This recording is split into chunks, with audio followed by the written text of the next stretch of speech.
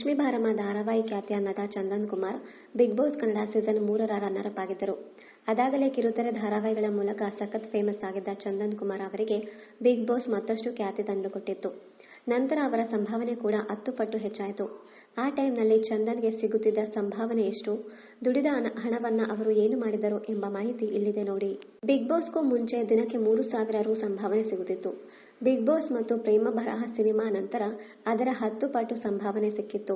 2018ರಲ್ಲಿ ಅದು ಕನ್ನಡ ಕಿರುತೆರೆಯಲ್ಲಿ ಅತಿ ಹೆಚ್ಚು ಸಂಭಾವನೆ. ಸ್ಟಾರ್ ಸುವರ್ಣದಲ್ಲಿ ಪ್ರಸಾರವಾಗುತ್ತಿದ್ದ ಸರ್ವಮಂಗಳ ಮಾಂಗಲ್ಯ ಧಾರಾವಾಹಿಗೆ ನನಗೆ ಈ ಸಂಭಾವನೆ ಸಿಗುತ್ತಿತ್ತು ಎಂದು ಇತ್ತೀಚೆಗೆ ಸಂದರ್ಶನದಲ್ಲಿ ನಟ ಚಂದನ್ ಕುಮಾರ್ ಹೇಳಿಕೊಂಡಿದ್ದಾರೆ. ಅದೇ ಸಮಯದಲ್ಲಿ ನಾನು ತೆಲುಗು ಮತ್ತು ಕನ್ನಡ ಎರಡರಲ್ಲಿಯೂ ನಾನು ನಟಿಸುತ್ತಿದ್ದೆ. ಒಳ್ಳೆಯ ಆದಾಯ ಗಳಿಸುತ್ತಿದ್ದೆ. 4 ವರ್ಷಗಳಲ್ಲಿ ಒಂದು ಫ್ಲಾಟ್ ಕೊಳ್ಳುವ, ಮದುವೆಯಾಗುವ, ಸಿನಿಮಾ ನಿರ್ಮಾಣ ಮಾಡುವಂತೆ ಆಗಿದೆ. ಕೋವಿಡ್ನಲ್ಲಿ ನಾನು ಸೀರಿಯಲ್ನ ಸ್ಟಾಪ್ ಮಾಡಬೇಕಾಯಿತು. ನಾನು ಬೇಕಾ ಈ ಮದುವೆ ಅಂತೆಲ್ಲ ಅಂದುಕೊಳ್ಳುತ್ತಿದ್ದೆ.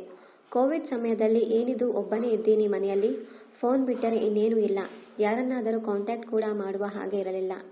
ಫ್ರೆಂಡ್ಸ್ ಇಲ್ಲ, ಫ್ಯಾಮಿಲಿ ಬೇರೆ ಮೈಸೂರಿನಲ್ಲಿದ್ದಾರೆ. ಹೀಗೇನು ಮಾಡೋದು, ಲೈಫ್ ಹೀಗೆ ಆಗ್ಬಿಡುತ್ತಾ ಅಂತನಿಸಿತ್ತು. ಆಗ ನನಗೆ ರಿಯಲ್ ಆಗಿ ಕಂಪ್ಯಾನಿಯನ್ ಬೇಕೇ ಬೇಕು ಅನಿಸಿದ್ದು. ಅಲ್ಲಿಯವರೆಗೂ ಬೇಕಾಗಬಹುದಾ, ಬೇಕಾಗಿದೆ, ಇಲ್ಲದೆ ಇರಬಹುದಾ ಅನ್ನುವ ರೀತಿ ಇತ್ತು. ಆದರೆ ಕೋವಿಡ್ ಮತ್ತು ಲಾಕ್ಡೌನ್ನಿಂದ ನನ್ನನ್ನು ಕುಳಿತು ಬಹಳಷ್ಟು ಯೋಚಿಸುವಂತೆ ಮಾಡಿತ್ತು. ಆಗ ನನಗೆ ಮದುವೆಯಾಗಬೇಕು ಅನಿಸಿತ್ತು ಎಂದು ಚಂದನ್ ಹೇಳಿದ್ದಾರೆ. ಸೀರಿಯಲ್ ಟೈಮ್ನಲ್ಲಿ ನಾನು ಕವಿತಾ ಜಸ್ಟ್ ಫ್ರೆಂಡ್ ಆಗಿದ್ದೆವು. ಕವಿತಾಗಿಂತ ನೇಹಾ, ಲಕ್ಷ್ಮೀ ಗೌಡ್ರು ಸೇರಿದಂತೆ ತುಂಬಾ ಜನ ಫ್ರೆಂಡ್ಸ್ ಇದ್ದರು. ಕವಿತಾ ಭರತನಾಟ್ಯ ಡ್ಯಾನ್ಸ್ ಕ್ಲಾಸ್ನಲ್ಲಿ ತುಂಬಾ ಬ್ಯುಸಿ ಇದ್ದಳು. ಅವಳು ಅಷ್ಟು ಸಿಗುತ್ತಿರಲಿಲ್ಲ ಮತ್ತು ವೈಬ್ ಮ್ಯಾಚ್ ಆಗುತ್ತಿರಲಿಲ್ಲ. ಮಧ್ಯ ಮಾತನಾಡಿದ್ವಿ. 6 ವರ್ಷಗಳ ನಂತರ ಫ್ರೆಂಡ್ಸ್ ಎಲ್ಲರೂ ಸೇರಿ ಹೊರಗೆ ಹೋಗುತ್ತಿದ್ವಿ. ಸರಿ, ಈಗ ಮದುವೆ ಆಗೋಣ ಅಂತ ಡಿಸೈಡ್ ಆಗಿದ್ದೇನೆ. ಇವಳನ್ನ ಮದುವೆ ಆಗೋಣ, ಚೆನ್ನಾಗಿರುತ್ತೆ ಅಂದುಕೊಂಡು ಕೇಳಿದೆ. ಅವಳು ಓಕೆ ಅಂದಳು. ಲವ್ ಮಾಡಲಿಲ್ಲ, ಡೇಟಿಂಗ್ ಮಾಡಲಿಲ್ಲ, ಕೈ ಹಿಡಿದುಕೊಂಡು ಓಡಾಡಲಿಲ್ಲ ಎಂದು ಚಂದನ್ ಹೇಳಿದ್ದಾರೆ. ಚಂದನ್ ಮತ್ತು ಕವಿತಾ ಗೌಡ ಕನ್ನಡ ಕಿರುತೆರೆಯ ಖ್ಯಾತ ಜೋಡಿಗಳಾಗಿದ್ದರು. 2021ರಲ್ಲಿ ಈ ಜೋಡಿ ವಿವಾಹವಾಗಿತ್ತು. ಅವರಿಗೆ ಈಗ ಮುದ್ದಾದ ಮಗನಿದ್ದಾನೆ.